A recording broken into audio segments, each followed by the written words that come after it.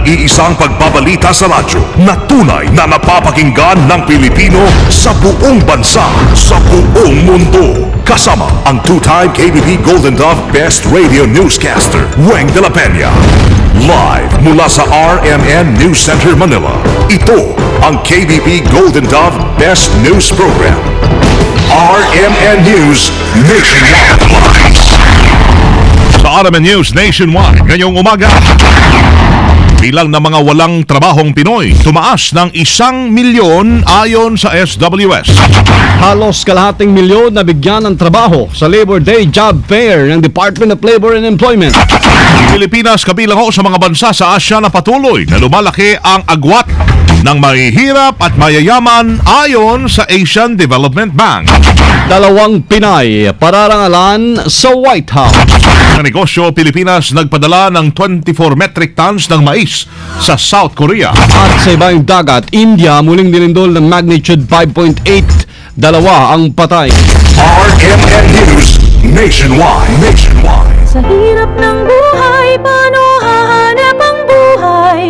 Basta may hanap buhay. Hanep buhay sa handicraft. Kay Mrs. Hanep buhay. Hanep buhay sa konstruksyon. Kay Mrs. Hanep buhay. Hanep buhay sa pagpabrika. Kay Mrs. Hanep buhay. Mahanep na ang buhay. Kay Mrs. Villar. Mrs. Cynthia Villar for Senator. Political advertisement paid for Cynthia Villar, Masibay Street, BFRV, Las Piñas City. Political advertisement paid by Jane Inte, Aurelio Street, BFRV, Las Piñas City. Si Benigno Bamakino po. Noong 1986 People Power, ang hamon ng panahon ay tapusin ang diktadura. Ngayong 2013, ang hamon ay tapusin na ang kahirapan. Lalong-lalo na para sa magsasakang naghihikahos at kailangan ng suporta ng gobyerno. Sisikapin ko na ang bawat pamilya may trabaho, negosyo, kumikita at umaasenso. Benigno Bamakino po para sa Senado. Informed by Benigno Bamakino, 446 EDSA Makati. Sa iyo, ang gara ng buhay ko sa iyo. Buong buo ang tiwala ko. Ang gara na ako. Ang gara na tayo. Ang gara, ang sigaw ng bawat Pilipino. Ang gara na sa Senado. Political ad, paid for by Guard Ongara, 7992 Heritage Building, Makati. Ikaw ba ay tutungo ng Cagayan de Oro? For the best hotel accommodation, stay at the VIP Hotel because you are a VIP. Kahit mura para sa mga tao. Jack and Rile, tapat na presyo ang hangat para sa'yo. Jack and Rile, sa Senado tayo'y tutulungan. Jack and Rile, numero 12 sa balota. Jack and Rile, kay Jack and Rile, ox na ox tayo. Advertisement paid for Jack and Rile, Makati Building, 1666 Escuela Street, Guadalupe, Makati City. Political ad paid by Pan Pacific Royal Basic Foods, 2111 Jaca Building, Chino Roses Avenue, Makati City. Narito po si Susan Roses, humihiling sa inyo. Minsan ko na siyang inendorso. Nagampanan niya ng maayos ang kanyang sinumpaang tungkulin. Ngayon muli ko siyang idinudulog sa inyo. Muli nating ihalal si Cheese Escudero sa Senado. Cheese Escudero sa Senado. Escudero magbabago. Political advertisement paid for and by Cheese Escudero, Buhatan, Sorsogon City, Sorsogon. Sa hirap ng buhay, paano hahanap ang buhay?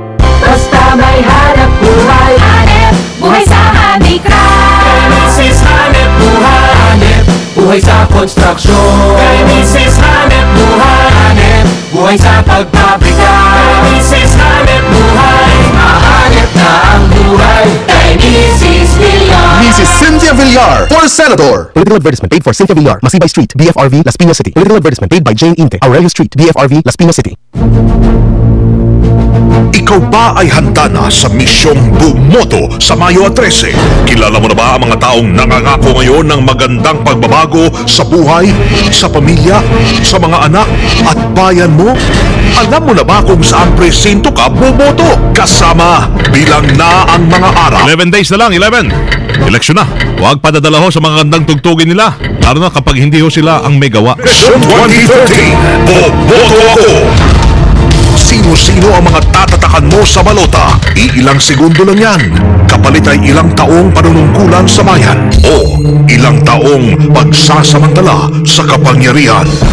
Por favor, iboto ang tamang tao. Tamang tao.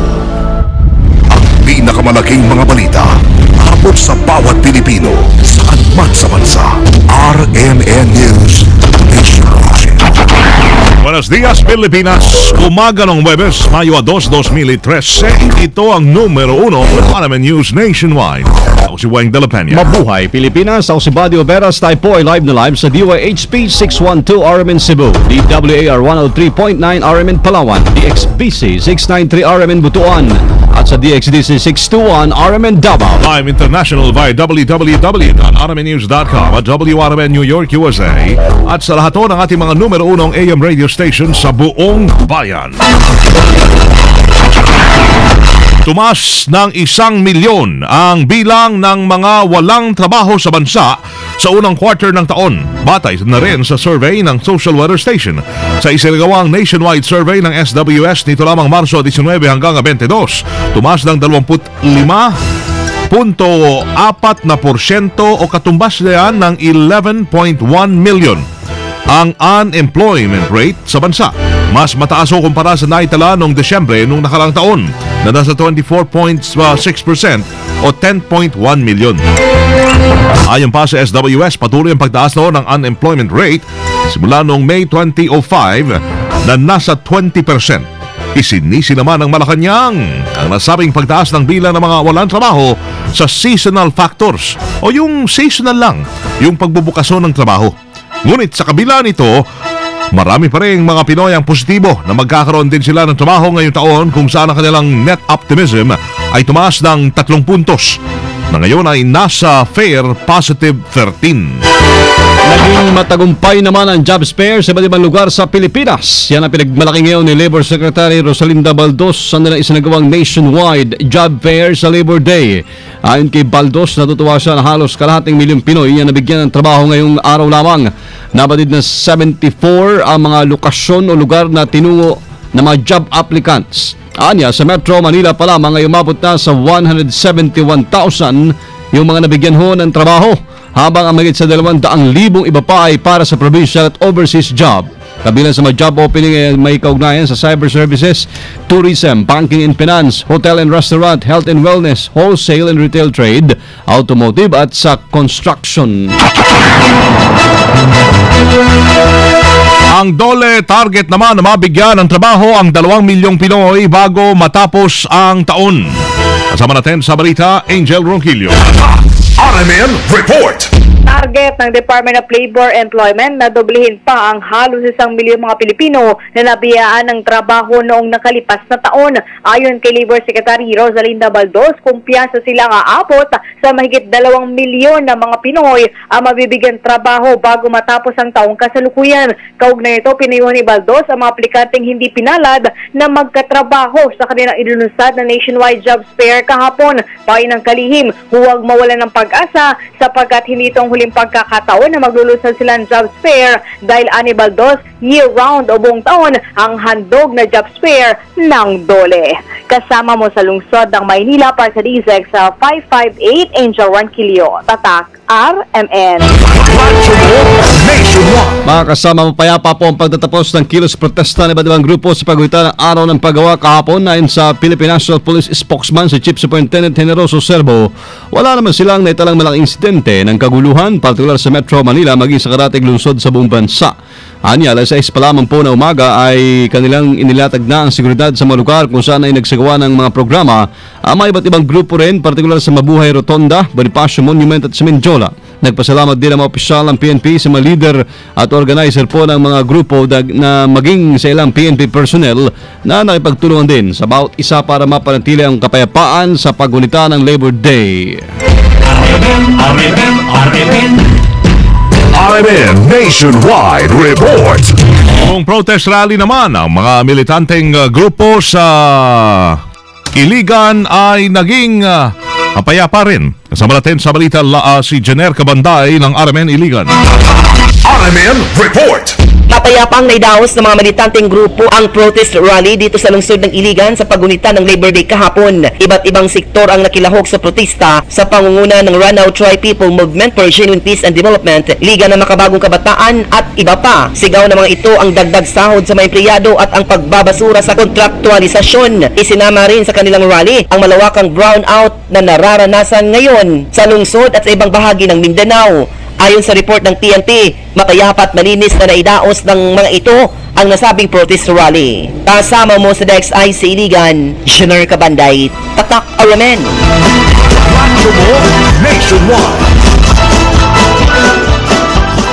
Isa ang Pilipinas sa mga bansa sa Asia na patuloy pa rin na lumalaki ang agwat ng mga mayayaman at saka po mahihirap. Batay na rin sa report ng Asian Development Bank o ADB. Partikular dito ang pagdating sa antas ng kita, akses sa dekalidad na edukasyon, kalusugan at iba pang serbisyo. Base po sa ADB Outlook 2012 report, sa bala ng tagumpay ng maraming bansa sa Asia gaya ng Pilipinas na mayangat na ekonomiya, pinababagal naman ang lumalaking agwat sa pagitan ng mayayaman at mahihirap ang dapat sana'y patuloy na pagunlad. Umakyat sa 0.46 ang tinatawag na coefficient sa Asia mula sa 0.39 noong unang bahagi ng dekada 90. Ang Gini coefficient ay ang ginagamit na sukatan sa income inequality o hindi pantay na kita po ng mga mamayan. Matatandaan noon lamang nakalipas na linggo, iniulat naman ng National Statistical Coordination Board na 28 sa 100 Pilipino ang namumuhay pa rin sa kahirapan. Dalawang Pinay naman ang nakatagdang parangalan ng White House sa Lunes. Kabilang dito ay sina Mirna Baldonado ng Chicago, Illinois at Catherine Eusebio ng Fremont, California. Sa 15 ASEAN o Asian American and Pacific Islander na pararangalan ng Champions of Change ni US President Barack Obama. Dapat din na isinusulong ni Baldonado ang dagdag sahod sa mga caregiver. Kabilang na yung pag-aproba sa kanilang overtime pay at vacation leave ng mga live-in caregivers. Habang si Eusebio naman ay kinakampanya yung mga kapakanan ng mga kabataan sa kanilang lugar. Ang seremonya ay bilang ginugunita ng White House sa Happy Heritage Month kung saan ay kinikilala nito ang extraordinary commitment ng mga kababaihan para magkaroon ng pantay na karapatan, kaligtasan at kapayapaan sa kanilang komunidad. Philippine Consulate natin sa Jeddah humihingi po ng paumanhin sa pamahalaan. Kasama natin sa balita live si Joy Sadra. RMN Report. Niliwan ng Consulate o Philippine Consulate sa Jeddah na hindi sinasadya ang hindi pagkakasama ng ilang nagpalistang OFWs sa mga humihiling ng repatriation. Ayon sa konsulada, kung meron mang hindi napasama sa listahan, hindi nila ito sinasadya, lalo at marami ang mga nagpapalista. Kaugnay nito, hinimok ng Philippine Consulate ang iba pang undocumented OFWs na muling makipag-ugnayan sa kanila. Una ng tiniyak ni Foreign Affairs Secretary Albert Del Rosario na lahat ng OFWs na nais umuwi ng bansa ay tutulungan ng DFA. Kasama mo sa DFA, Joyce Sadra, Tatak RMN. Nationwide Mission 2013. Boboto ako. Suportado ni Mother Lily Monteverde ng Regal Films, si Team Pinoy Senatorial Benigno Bam Aquino. Ay kay Mother Lily, nakuha ni Bam ang kanyang basbas dahil sa may kumpiyansa siya na makakatulong ang plataforma ni Bam upang mapabuti pang takbo ng film industry sa bansa. Nagpasalamat naman si Bam sa suporta at paniniwala ni Mother. Ayon sa Batang Aquino, kailangan pang pasiglahin ang film industry para mabigyan ng magandang trabaho at kabuhayan ang lahat ng mga nagtatrabaho sa industriyang ito. Sa bawat pelikulang ginagawaan niya dito sa bansa, daan-daan ang nabibigyan ng trabaho at kabuhayan. Mission 2013. Boboto ako. Ang iba pang mga importanteng balita ngayong umaga ng Huwebes. Sa inyo sa pagbabalik namin. RMN News Nationwide.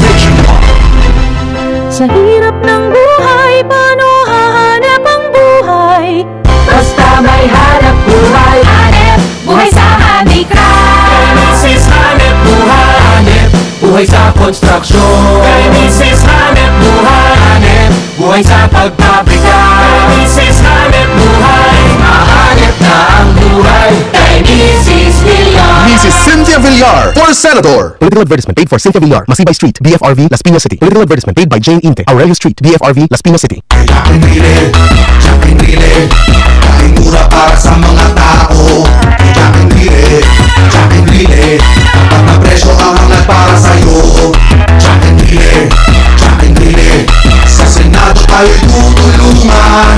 Jack and Rile, numero 12 sa balota. Jack and Rile, kay Jack and Rile, ox na ox tayo. Advertisement paid for Jack and Rile, Macrina Building, 1666 Escuela Street, Guadalupe, Makati City. Political ad paid by Pan Pacific Royal Basic Foods, 2111 Jaca Building, Chino Rosas Avenue, Makati City. Sa mga kapwa ko magulang, ako si Nancy Binay. Upang maisaayos natin ang kinabukasan ng ating mga anak, hindi po sapat na sila'y mapag-aral at mapalaking malusog at malayo sa sakit. May ibang mga kailangan po tayong ayusin, gaya ng permanenteng solusyon sa krisis sa kuryente. Kung panandalian ang lunas, mamanahin ang krisis ng ating mga anak. Nancy Binay, Senadora, number 5 sa balota. Paid for and by Nancy Binay, 8514 Kaong Street, San Antonio, Makati City. Ito po si Senator Loren Legarda. Para hindi na maundoy, mga Sendong at mga Pablo, ginawa natin yung Climate Change Act at yung People's Survival Fund. Para kayo'y magkatrabaho at magkanegosyo. Nandyan ang Barangay Kabuhayan Act at Micro and Small and Medium Enterprises Law. Ilan po lamang yan sa ating mga nagawang batas para sa inyo. Ito po si Loren Legarda, patuloy na maglilingkod sa inyo. Iboto, number 19 sa balota, Senator Loren Legarda. Political ad paid for and by Loren Legarda, Boni Serrano Avenue, Quezon City. Sa hirap ng buhay, paano hahanap ang buhay? Basta may hanap buhay, hanep buhay sa handicraft. Kay Mrs. Hanep buhay sa konstruksyon. Kay Mrs. Hanep buhay sa pagpabrika. Kay Mrs. Hanep mahanep na ang buhay. Kay Mrs. Villar, Mrs. Cynthia Villar for Senator. Political advertisement paid for Cynthia Villar, Masibay Street, BFRV, Las Piñas City. Political advertisement paid by Jane Inte, Aurelio Street, BFRV, Las Piñas City. Sa Mayo 13, bawat botante ay magpapasya kung sino ang magbibigay ng solusyon sa mga problemang kinakaharap ng bayan. Mission 2013, Boboto Ako! Ang mas malawak at komprehensibong election coverage sa Mayo 13 ay hatid sa inyo ng network na may pinakamaraming number 1. RMN. Mission 2013, Boboto Ako! The RMN Election Coverage. Update sa mga botante, ang proseso ng pagboto, pagbibilang ng mga boto, lahat ay pwede niyong mapakinggan sa iisang coverage. Mission 2013, Boboto Ako! The RMN Election Coverage. Live via satellite. RMN News Nation. Nagpapatuloy po ang ating mga balita. RMN News Nationwide, maging si Department of Interior and Local Government Secretary Marojas ay pabor sa panukalang gawing localized ang peace talk sa New People's Army. Ito'y sa harap ng ulat na malabo nang umusad pa yung usaping pangkapayapaan sa pagitan ng pamahalaan at ng National Democratic Front. Ayon kay Rojas, susuportahan ng DILG at PNP ang anumang paraan na makakatiyak sa kapayapaan at katahimikan sa pagitan ng mga rebelde at gobyerno. Naniniwala ito na malaki ang maitutulong nito dahil maaring ilipat ang puwersa ng Armed Forces of the Philippines at PNP sa mga lugar kung saan mas kinakailangan ang mga ito sakaling maging epektibo ang localized peace talks. Una nang iminungkahi ni Defense Secretary Voltaire Guzmin ang pagsasagawa ng localized peace talks sa NPA na agad namang inalmahan ng NDF. Ang NPA tinawag naman na terorista at nagnanakaw ng isang opisyal ng militar. Kasama natin sa balita, Rhea Mamogan. RMN Report. Inilarawan ni Army 4th Infantry Division Officer in Charge Brigadier General Ricardo Bisaya ang mga miyembro ng New People's Army bilang mga magnanakaw at mga terorista. Ito ikaugnay sa pagkakasangkot ng mga rebelding NPA sa serye ng paghahasik ng karahasan sa ilang bahagi ng Caraga Region at Northern Mindanao. Partikular itong pananambang ng NPA rebels kay Hingoog City Mayor Rosie Gingona noong April 27 na ikinasawi ng driver at bodyguard dito habang sugatan naman ang opisyal isa nitong police courts. Maliban dito sangkot din ang mga ito sa serye ng pangingidnap sa mga police, kafgu, sandalo ng nagdaang ring buwan sa Caraga Region. Sinabi ni Bisaya na sa loob ng mahigit 4 na dekada ay patuloy sa paghahasik ng terorismo at pagkakasangkot sa bandidong gawain ang mga rebelding NPA. Dahil dito binigyang diin ng opisyal na sa 2 buwang target ay mababawasan ng tropa ng Army 4th Infantry Division ang puwersa ng mga rebelding grupo. Kasama mo sa Campo Aguinaldo, Rhea Mamogay, Tatak, RMN. Dismayado si Comelec Chairman Sixto Brillante sa resulta o voters turnout ng isinagawang local absentee voting. Kaugnay nito ay sinabi ni Brillantes na maging sa darating ho na May 13, 2013 midterm elections ay inaasahan na rin nilang hindi gaanong mataas ang magiging voters turnout. Karaniwan naman kasayaan niya na mas mataas talaga ang bilang ho ng mga bumoboto kapag presidential elections kesa sa senatorial elections. Sa ngayon ay naghihintay pa rin ang poll body ng pinal na bilang ng mga nakaboto sa local absentee voting mula sa iba't ibang regional office ng Comelec. Aabot sa 12,732 ang kabuang bilang ng mga local absentee voters na pinayagang makaboto kung saan ang sa kauna-unahang pagkakataon ay nakabilang ho ang 501 na miyembro ng media. Parallel manual count hindi naman pwedeng gawin sakaling magkaproblema sa PCOS machine. Kasama natin sa balita si Conde Bata. RMN Report. Tinabla ni Dasmariñas City Representative Elpidio Barzaga ang hirit ng isang election watchdog na magsagawa ng parallel manual count sa darating na halalan. Ayon kay Barzaga, Chairman ng House Committee on Suffrage and Electoral Reforms, hindi pinapayagan sa kasalukuyang sistema ang manu-manong bilangan sa araw ng eleksyon. Sinabi pa nito na kung magkakaroon ng manual count, magiging manual ang eleksyon na labag sa batas na nagtakda ng automated election system. Gayunman binanggit ni Barzaga na pwede naman magkaroon ng manu-manong bilangan pero ito'y pagkatapos na ng halalan. Ang tinutukoy ng mambabatas ay ang Random Manual Audit o RMA na ginagawa pagkatapos na ng bilangan. Sa ilalim ng Republic Act 9369, ang RMA ay dapat gawin sa isang polling precinct bawat congressional district na random na pipiliin ng Commission on Elections. Kasama mo mula sa Kamara, Conde Batak, Tatak RMN.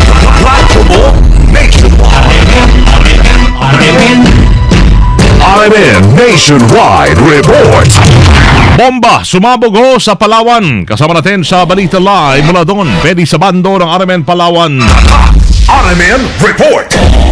Kasama ng mismong pinuno ng PNP dito sa lalawigan ng Palawan na isang improvised explosive device ang sumabog o pinasabog pasado alas 11 kagabi sa may airport ng Barangay Riutuba sa bayan ng Batarasa dito sa lalawigan ng Palawan. Sa interview ng Radyo Mo Nationwide kay Police Senior Superintendent Atanasio Macalan, PNP Provincial Director sa lalawigan, lumabas sa inisyal na investigasyon ng kanilang mga tauhan sa lugar na inilagay sa isang bote ang nasabing IED sa kapinasabog lugar. Sa inisyal na report, wala namang nasaktan sa nangyaring pagsabog. Ayon kay Macalan, walang dapat na ikabahan ng mga residente sa lugar dahil ito'y posibleng bunsod lamang sa mainit na kampanyahan para sa nalalapit na eleksyon.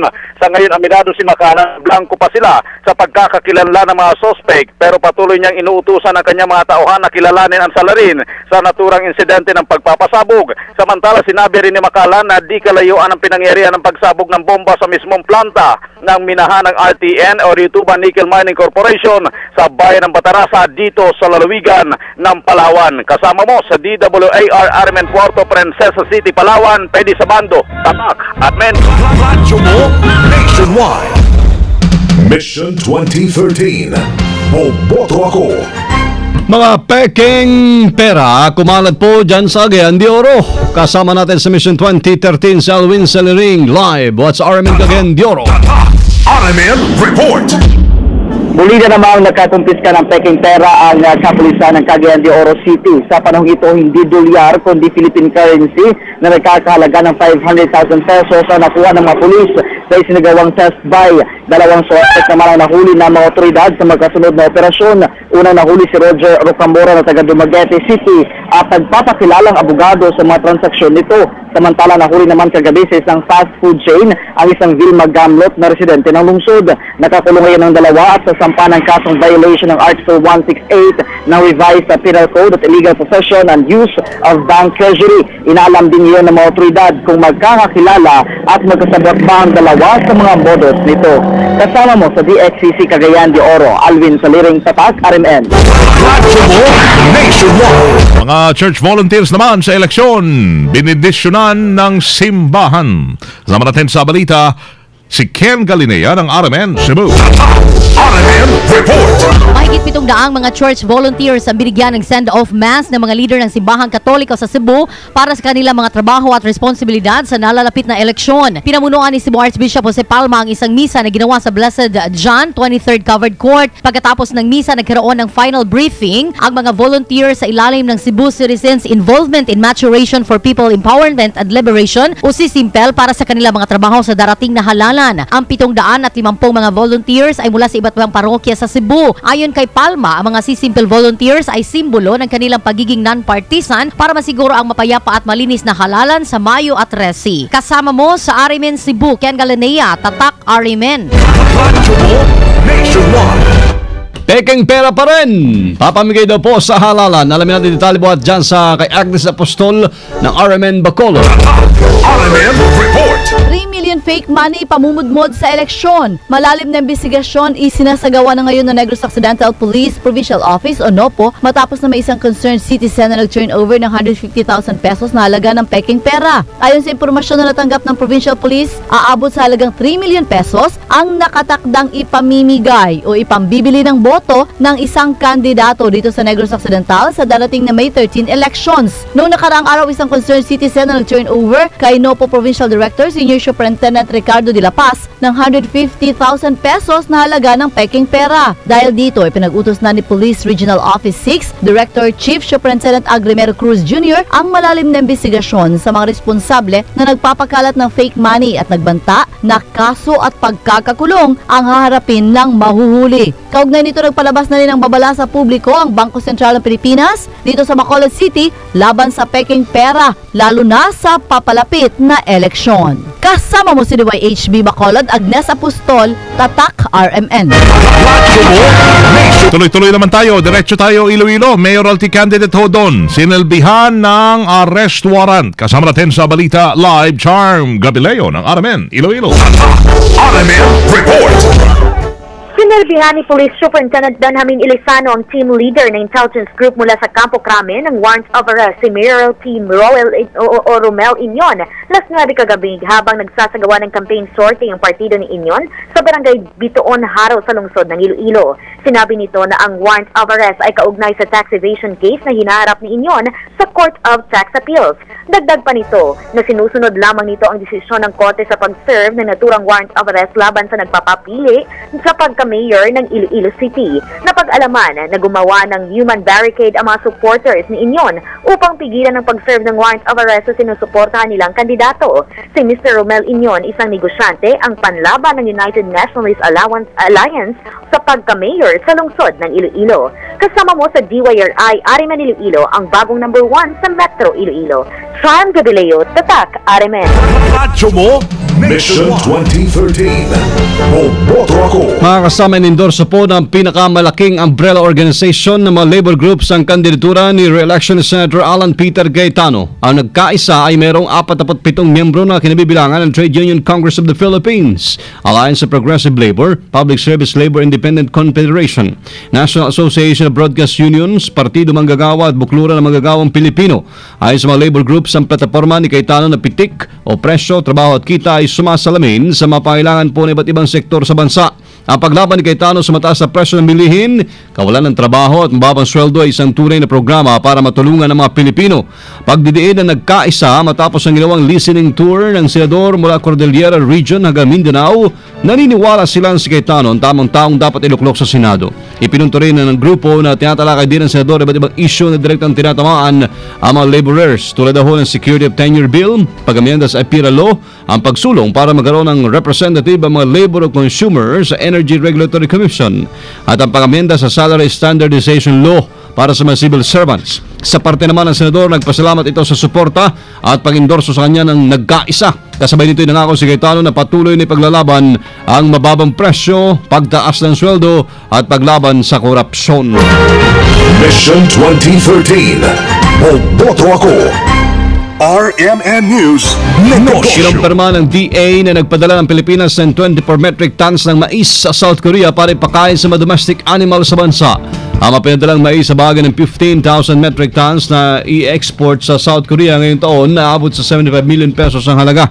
Nilinaw po ni Kalihim Proseso Alcala ng pag-export ng mais sa ibang bansa ay makadadagdag sa kita ng mga magsasaka ng 20%. Target ng Pilipinas na mapag-produce ng 8.4 metriko toneladang bigas ngayong taon para malagpas naman ang 7.41 million na metriko tonelada noong nakaraang taon. RMN News Abroad. Sa India, patay ho yung dalawa habang sugatan naman ang may 69 na iba pa matapos yanigin ng intensity 5.8 na lindol. Ang hilagang bahagi ng India, tumama yung lindol sa border ng mga estadong Jammu, Kashmir at Himachal Pradesh, kung saan nagdulot ito ng landslide at ilang aftershocks. Kabilang ho sa 69 na sugatan ay ang 32 estudyante na nasaktan matapos gubuho yung ilang gusali, kabilang na yung mga paaralan sa Kitswar. Ang epicenter ay nasa 450 kilometers north ng New Delhi. Ang sabi ho ng official ng mga opisyalis ron ay sa Indian Meteorological Department na mataan yung epicenter ng lindol sa hilaga ho ng New Delhi nga.